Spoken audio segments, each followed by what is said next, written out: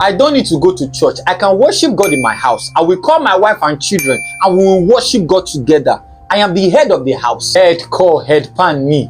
Many of you like to create an illusion for yourself. And when truth comes to free you from this illusion, you get angry and you start fighting. Calm down, relax, be honest with yourself. I know you have so much light to yourself that you have believed the lie. Tell yourself the truth. Since you stopped going to church, how is your prayer life? Do you still pray? Please don't lie. Since you stopped going to church, do you still read scriptures regularly like before when you were going to church? Since you stopped going to church, do you still evangelize? Do you still talk to people about Christ? You listening to me now, you know that your heart is yearning for fellowship with fellow brethren. Go to church now. You know that your spiritual life is in a mess right now. You know what I'm saying is true. You can't deny it. The local church is the wisdom of God to train and equip the believer.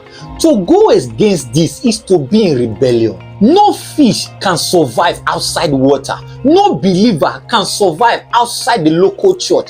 The world will shock you to death. Do you still remember when you were still going to church? Some days you don't feel like praying in your house.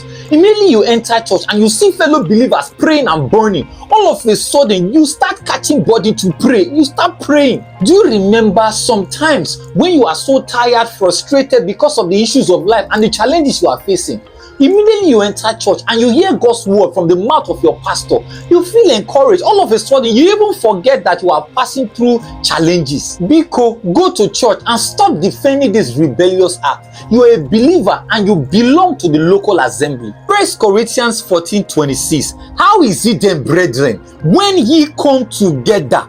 Every one of you had a psalm, had a doctrine, had a tongue, had a revelation, had an interpretation. Let all this be done unto edifying. You see, when you come together, where do we meet? We meet in church. I've told you, God's wisdom has instructed us to go to church. He says, see the last part. He said, let all things be done unto edifying. So you go to church to get edified. Biko, go to church.